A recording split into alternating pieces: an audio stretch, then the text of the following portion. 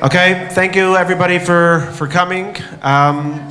This panel discussion is something that happens to all of us in our businesses, in our places of work, or in many conversations that we have to deal with. And it's called Crucial Conversations. A crucial conversation is a conversation where opinions vary. Crucial discussions. Crucial discussions. Stakes are high and the emotions run strong.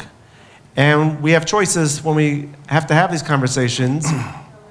We can avoid the conversation altogether because it's a difficult one to have. You got to speak to your boss. You got to speak to somebody that you're, uncomfortable with. Or you can choose to have the conversation and, you might handle it badly. Or you can actually have the conversation in the correct way.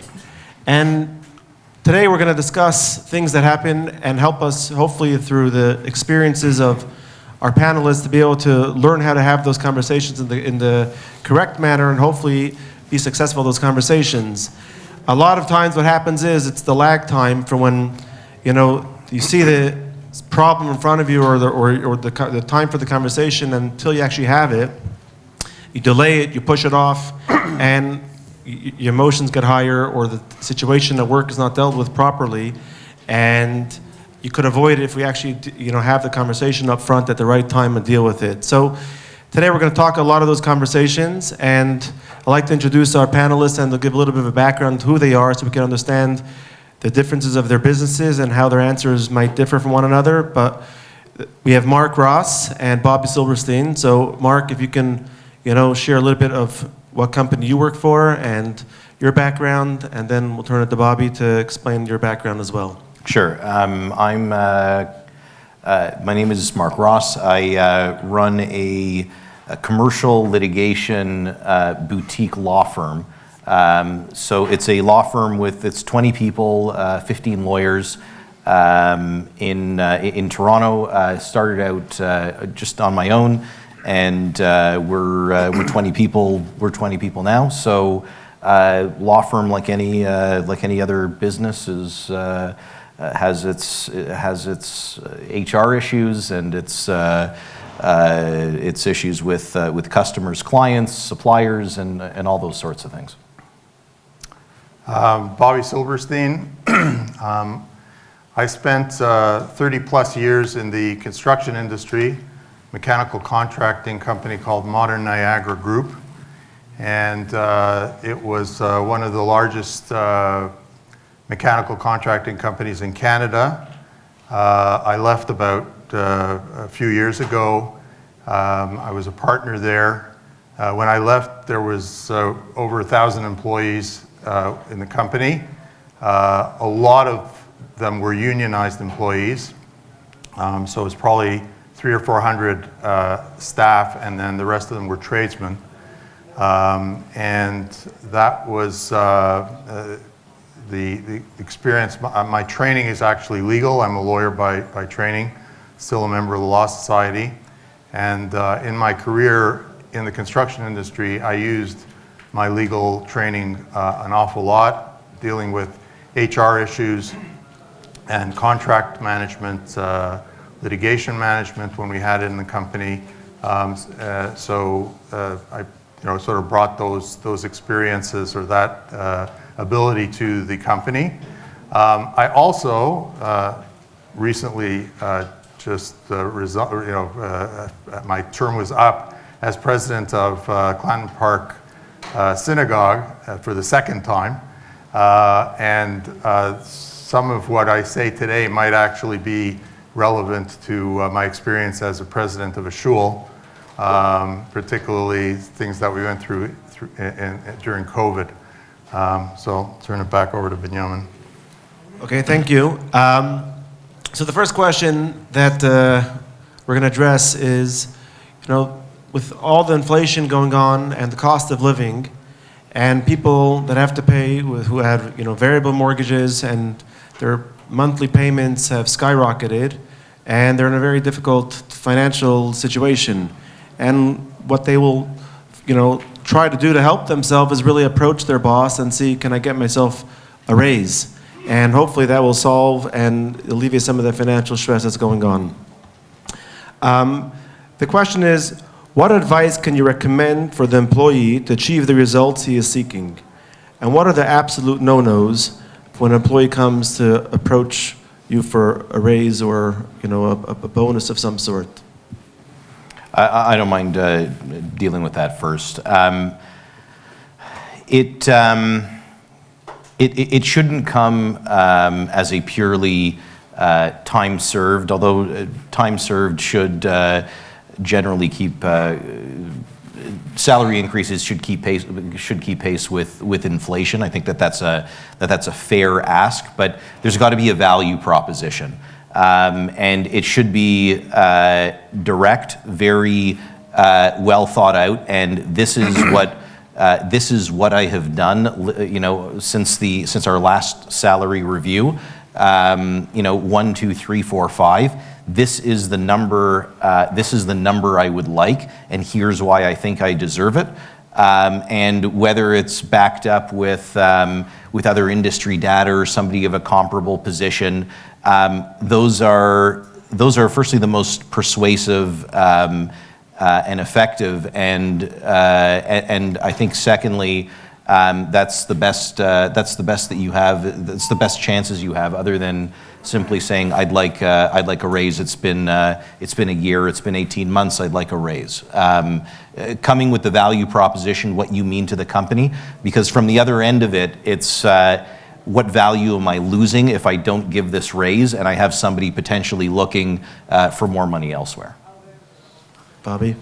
I would turn it around a little bit, just from the management point of view, which I think will help for the employee. And so if an employee wants to initiate, I think having a regular review process is very important for both sides of the relationship. And it gives the employee an opportunity to put forward their position, not as if they're just initiating, I want more money, but it's part of a review process. So I think setting that up is important. And if an employee does not have that available at the company they're at, I would initiate and say, I'd like a review.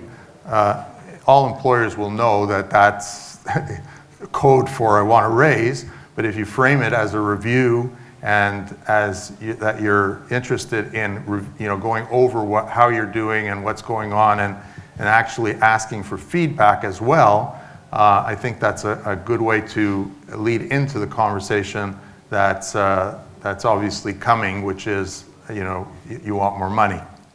So I think that sets up the meeting as not being just about money. It's also about how am I doing, and let's go over what I've accomplished, so I can, the employee has the opportunity to express that as well. I mean, I can also say that if you need to ask for a raise, sometimes if you're not getting a raise, it's a signal to you from your employer. Employers know who's valuable to them and who they need to be out in front of on this. There are times where just time will pass and it slips by, so it's a worthwhile conversation. But it's something to bear in mind that that may be the time for a jump if it's been some time since you've gotten a raise. It may be messaging to you as well from your employer. And if you're looking for cost of living, if that's the kind of thing, that's something that should be built into the process. Not all employers do that, but like when we have inflation like we have now, employers need to be sensitive to that. So that's something that should be built in if it's not. Okay, thank you. Next question. I was recently reading a book that was talking about company culture, and a lot of this book was about, the healthy work environment that fuels people and their performance. And a lot of it is really trying to, focus on the employees, more the tree itself versus just the fruit of the tree, which is like the stock prices and the different numbers and revenues and the growth of the company, and forgetting a little bit about the people that actually help make all that happen. So the question is that when we have conflict at work, it kind of sets the company apart, and it it hurts the company in performance and the environment. On the other hand, a lot of times when we go ahead and we initiate and try and go ahead and bring the company together, we sometimes maybe get a little bit too close to the employee, and then we have a little bit of difficulties being able to go ahead and manage the expectations and be able to go ahead and have everybody doing what you want. Is there a balance that you find that allows you to, on one hand, make the employees feel that you care for them and you're connected with them and you're promoting a healthy work environment and a culture, yet at the same time, you're keeping that distance that allows you to go ahead and be able to have those difficult conversations with your employee and make sure that they're doing exactly what you want? And we'll start with Bobby. So I had a tremendous mentor in my life, which was my father, Oliver Shalom, who was my partner for 15 years. And he had this amazing ability to be both close to the employees, making them feel like they were part of the family, but keeping his distance as well. And there was no question as to who was the boss and who deserved respect. So, that's, to my mind, is the ideal that one is striving for, is to look for where can I be a supportive. So, for example, whenever he would go out to a job site, which he did often in our business, he would speak to every single person and greet them and talk to them. But on the other hand, he did not get too chummy with everybody. So and religion can play a role in that as well. But everybody knew that Alex Silverstein, Alex is my father's name, was somebody to be respected and that he cared about you. So if you can get that balance, that's what I strived for in my career. I'm not sure I achieved it, but it is important to keep a certain barrier and distance from employees, so that that relationship is close but not too close. So it's a really important. I mean, sometimes you feel like you're parenting almost. And you want of course you want your children to like you, to enjoy being with you, to want to do things with you and for you and all those sorts of things. But at the same time, they have to know who's in charge. And blurring, like, that line cannot be blurred at all. I'm fortunate enough in my particular situation to have a partner who, where we can be the good cop, bad cop, and we trade roles, but more often than not, I'm bad cop, and he's it's the way it turns out, and it's probably more matched to our personalities, but it's he's a big UFC guy, so he'll have three, four lawyers over to his house on a Saturday night to watch a fight, and he'll cook for them, and they'll order in wings or something, and that's great. I would never, because somebody's got to be able to deliver the messages to them, and that's important. From the employee side of it, it's actually a really nice and productive relationship when you have an employee who appreciates you, respects those boundaries, and will run through walls for you to get things done, but still likes you as a person. And those are the types of employees that you'll go out for dinner with them from time to time, a hockey game, that sort of thing. And there are those social there are certainly those social interactions which you need to humanize you. But as an employee, that sort of respect and making sure you come right up to that line without crossing it, where it's I know you're the boss, but I still like you as a person. That's a really valued employee. I would add that for the employers in the room, and the employees can, sort of tell me if I'm correct, there is nothing that is more valuable than showing that you care about an employee. So, like that to me is the thing that gets the best performance out of people. They feel like they're cared about and that somebody really is interested in their welfare. And if you can communicate that message to employees, it's invaluable in terms of getting the best out of them. So I think that's really an important lesson. Again, keeping the distance to a certain extent, and I think it is achievable, but it's a fine balance for sure. So we'll do things like if somebody's working late for several days in a row. Like we'll send that person and their spouse dinner or something on Uber Eats. We'll order something for them. Somebody's the cat dies or something, and you send flowers and a nice card. Like all those things. Like you've got to be on top of that, and you can still be a tough boss. But those sort of like we care and like we. Like you're entitled to have a personal life that we care about, and we care that part of your life is managed, is a productive, constructive relationship without a question. Do you ever find in your companies, I mean, a lot of this conference is really trying to obviously business networking and also try to promote, hiring from people in the community. From people in the companies, they have Shabbos, they have Yom Tov, they have Chasanas, there's a lot of different things that go on in their lives. Do you find that sometimes when we acknowledge those needs, they're kind of looked at as a privileged employee, and the other, let's say, non-Jewish employees will see that, that different in the way you treat them, and that causes some jealousy or some friction, or? Yes, absolutely. Like without a question, and that has to be, and if it's a double standard, so be it.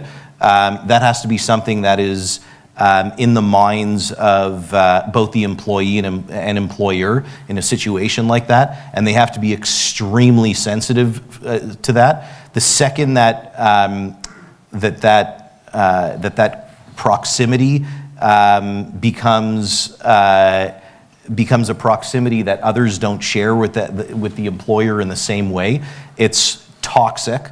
And that has to be, I think the employer and the employee should be speaking about that and managing that on a regular basis, because that's toxic to an organization.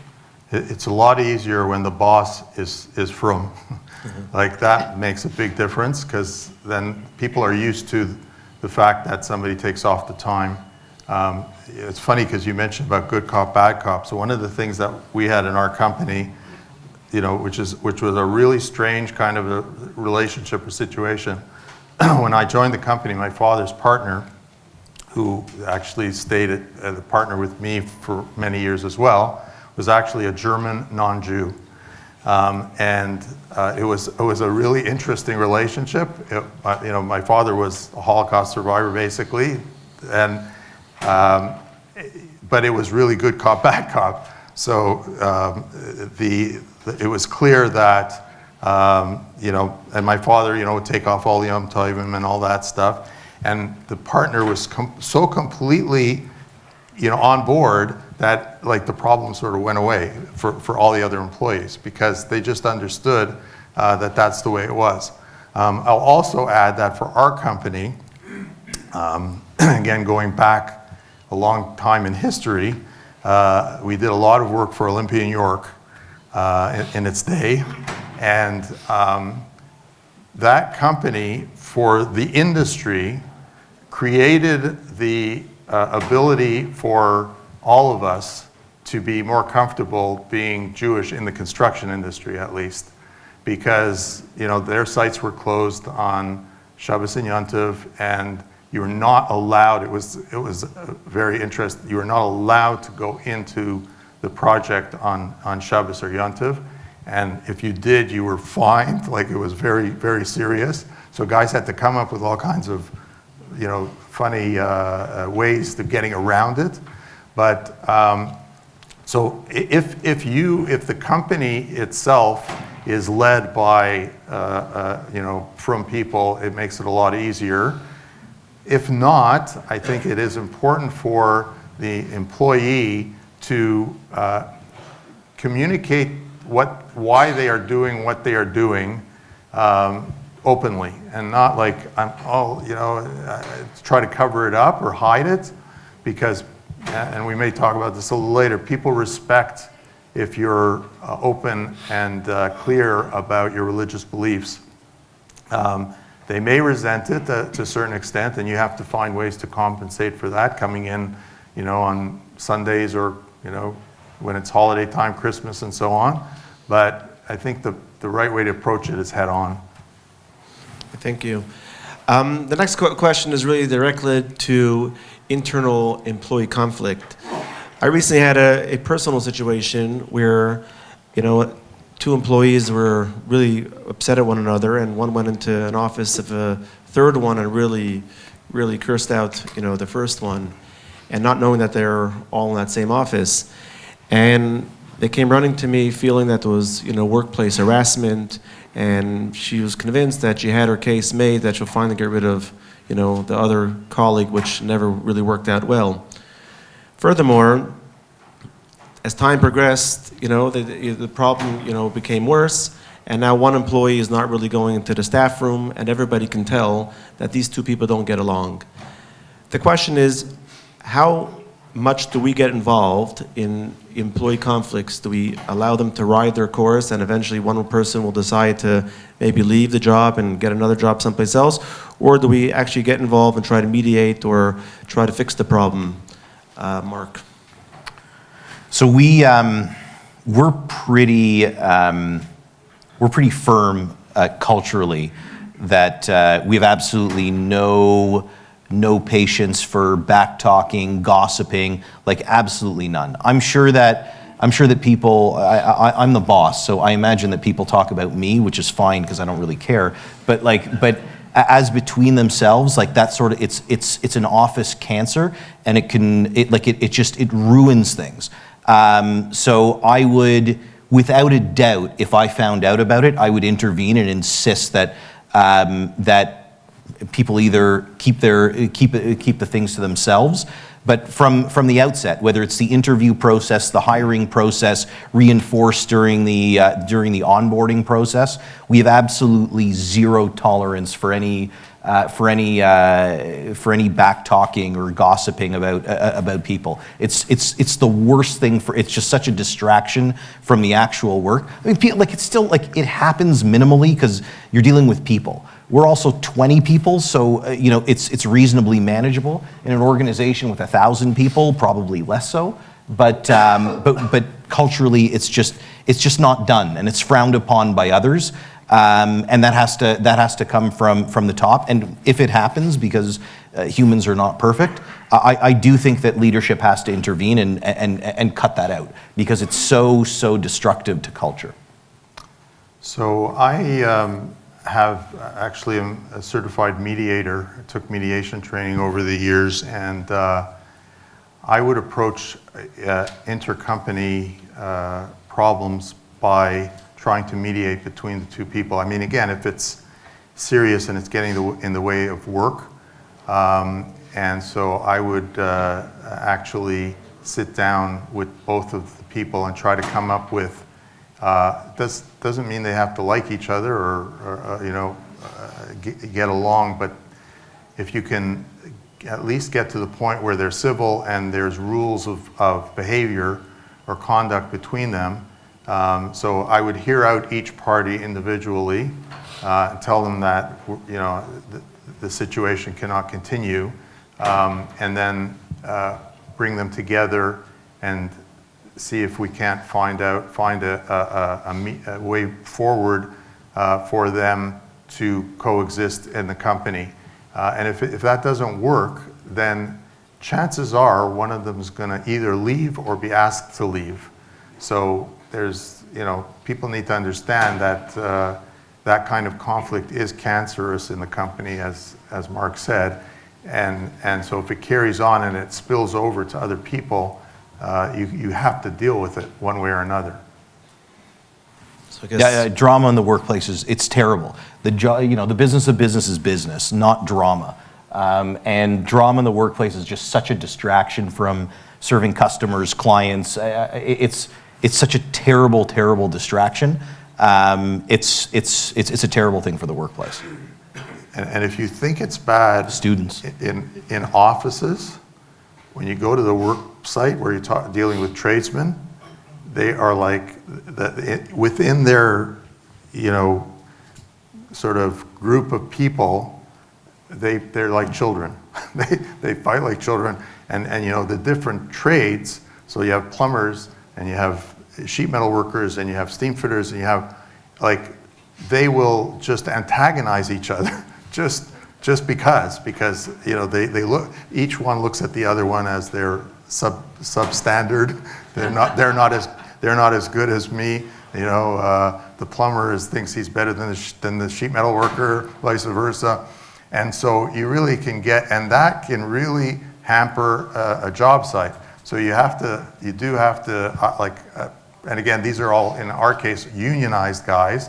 So, they're you have to deal with these conflicts because it can really affect the productivity on a job site. So I run a school, I have 700 students, so it was a lot of mediation to deal with. I'm not sure how we'll get through it. The next question Bobby alluded to before, it wasn't long ago, and I think we'll never forget anybody who was, living through COVID. For certainly myself, operating a school was completely challenging. All the different perspectives, and from the parents and from the staff and from all the stakeholders and public health and everybody like that. And I think if we were to categorize the different groups of people, I kind of broke it down to, I think we had the Freedom First group, and they believed that the health crisis was exaggerated and argued against all the strict adherence from public health. And then the majority of the people, they were the safety, advocates, where there's not enough put in place, and if somebody was not wearing a mask, they wouldn't want to come to work. If somebody coughed, they went into isolation. And then we had, another small group, I would say, is the group that business as usual. Yes, there's a pandemic. We should do a little bit of something, but let's focus on our business and let's get on with life.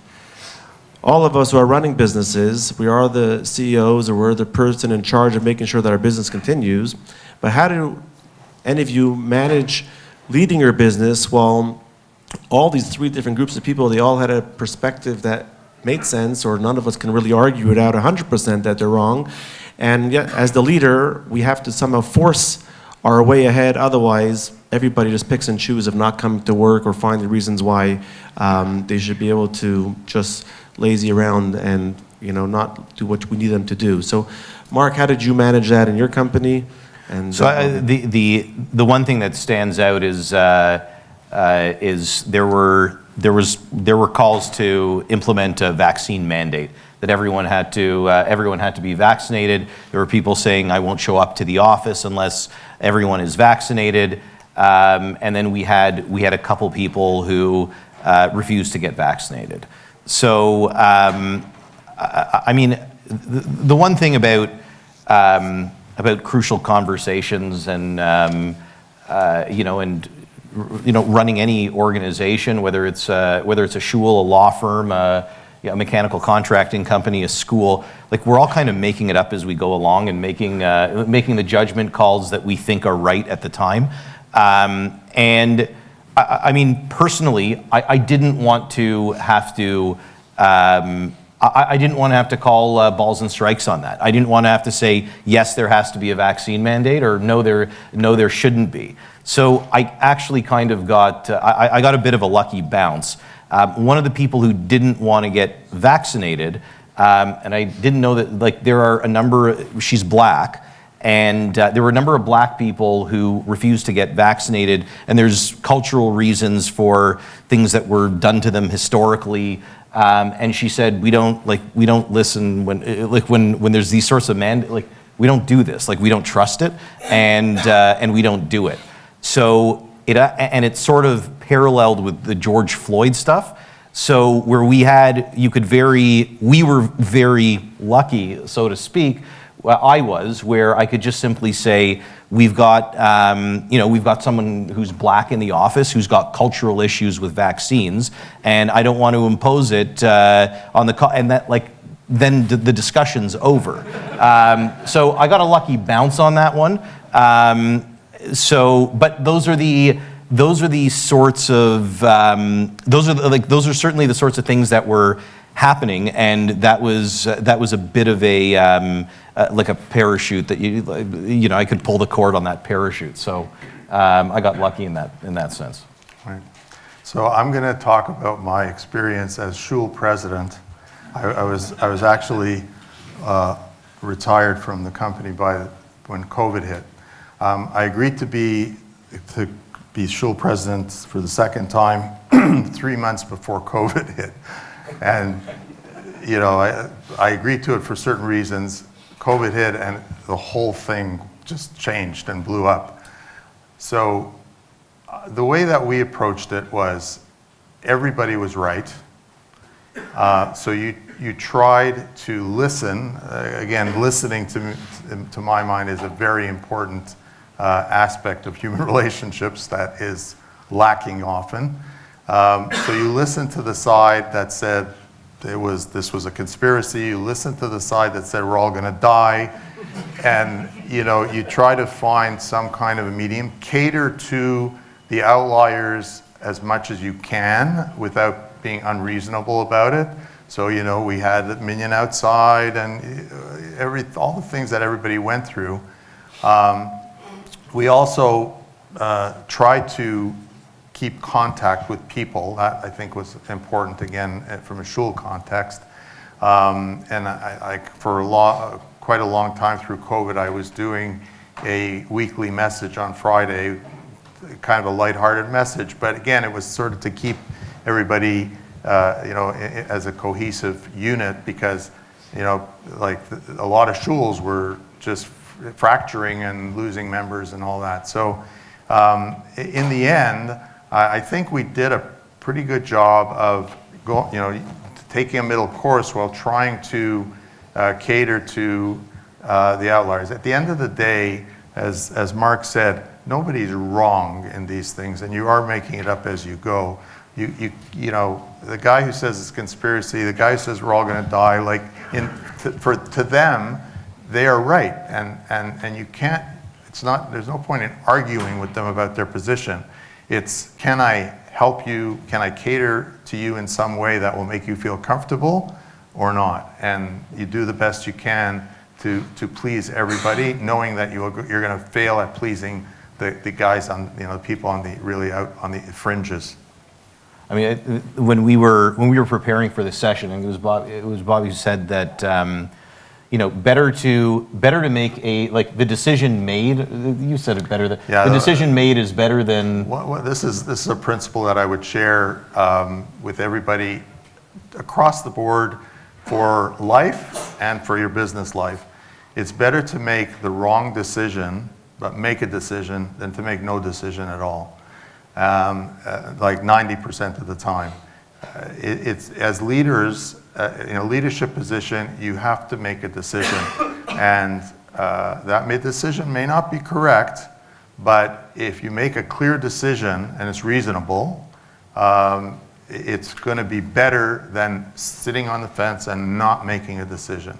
And that, I think, is a message that should resonate for a lot of our life experience as well as our work experience. But for crucial conversations, and just jumping off of that, it's taking a position that people may not like it, but one that's reasonably arrived at and has reasonable basis.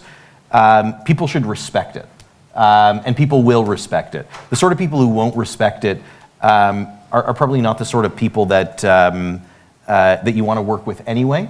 But if you do it with a, so to speak, lishma, like people will respect it. People will respect that you had to make a decision, and this is where you landed, and they may not like it, but a decision had to be made, and that goes from the employee end too. If there's something that is asserted and it's done lishma, and it's got solid reasons. I mean, taking silly positions and doing so firmly is just that silly. But if it's people will respect decisive people. And I just add that this is not something that I came by easily. I'm not naturally, I don't make decisions that easily. But I had a partner who was very clear, and I always marveled. Like, he'd make a decision, and I'd say, "But you didn't think about this, and you didn't have all this facts." And you know what? He was right. He made a decision, and it was better for the company because it was a clear direction that the company was going in, even if there were other factors that he didn't consider and maybe would have made a different decision. So I learned from him that's a very important thing. That's great. So better make a bad decision than no decision. That's good leadership. 2 more questions, because we're getting signals that we're running out of time. You finally hire that employee, you need to fill that spot, and you're excited that you're going to be able to go ahead and have somebody do the work that you were doing, and it doesn't take too long till you see that they're actually not performing. So you call the employee in and you sit down and remind them exactly what the job description was and what the expectations that were set out before is. How long and how much time, or what are the signals that you use to invest in trying to get this employee back on track before you go ahead and fire them? Or do you say, it's not working out, I don't have any time, let's just go ahead and dismiss them and find the next? You first? Okay, I'll go. So I would say that 90% of the time, when you feel that it's the wrong person for the job, you've hired them, you thought they were great, and it's not working out, your initial reaction is probably correct. In other words, you're probably going to get rid of them ultimately. There are very few cases, it's the 10%, where an employee, again, you have to know the circumstances. I'm not talking about like small things, but if you see that the person is just not thriving at the job, then you probably are best to make that decision quickly and let them go, because it's not going to get better in most cases. And for the overall benefit of the company, if you have an employee who is underperforming, then giving them time to rectify their situation is not really good for you as the manager have to think about your overall company performance. You care about this individual, but you got to look at what's good for the company. And again, if somebody's not doing their job properly, then getting rid of them quickly as opposed to letting it fester is the right way to go. And in fact, what I would say, and one of the things that I was in our company, surprisingly, was the hatchet man. I was the one that did all the firing, and it's the worst thing in the world to have to do. But at the end of the day, when somebody was fired, most of the time, like majority of the time, when you encountered that person months later, they actually were thankful that you let them go because they weren't happy either. If you're not doing your job well, ultimately you're not really happy either. So, that's the way I looked at it was, if you really feel that it's not working out, I'm not saying you don't try something and meet with the person and explain what their issues are, but I can tell you most of the time, you're going to end up letting them go, so you may as well do it sooner rather than later. So I'll answer the question a bit differently. Certainly in what I do, and in most workplaces, turnover is incredibly costly. That's one. There are other considerations in terms of what are the other people in the office, the other people who work for you, going to think about the chance that you gave this person to improve. Because how you're viewed, your fairness as a leader is certainly important. So we generally, and I agree with Bobby that 90% of the time, if it's not, I don't know if you said 90 or 95, but somewhere in that range, it's just not working out. However, I do believe that morally, you owe a duty to tell people precisely what they're not doing, where they're not measuring up to your expectations. And you've got to be direct. You've got to be direct about what it is, and then an action plan for how to improve. Again, with direct. It can't be speaking in generalities. It's got to be quite direct with objective metrics that people can follow, because that's what you're going to point to if you ever come to some termination point. That's what you're going to point to, and for yourself, you want to know that you gave this person the chance. I had a situation. I was in this prep meeting. I was telling Binyamin and Bobby the other night that we had one that was in about April or May that I had completely lost hope on, and then when we were just doing holiday reviews in December, it was this one lawyer, and she completely flipped a switch, completely. And she is she's performing, and she's turned it around. It was a terrific rehabilitation, and I'm happy that we gave the chance. And it was my partner talked me into it, because I said I don't want to work with her anymore, and I'm ready for her to go. And he said I'll take the responsibility for the rehabilitation. Just give it a few more months. He was absolutely right. So those things do happen, and I do think you properly owe it to them. But usually, I wouldn't give longer than 6 to 12 months for it, with check-ins every 2 or 3 months to see if there's any progress being made, or if it's stagnant, or if it continues to slide. I think that's the proper way to deal with people. And I mean, look, we're from Jews, and when we're managing people, we need to make sure that people view us as fair. I think I think that there's a tremendous Kiddush Hashem to be had there, and it's simply the right thing to do is to treat people fairly. I just want to ask one part. This question came up a lot over the last few months. I heard from people.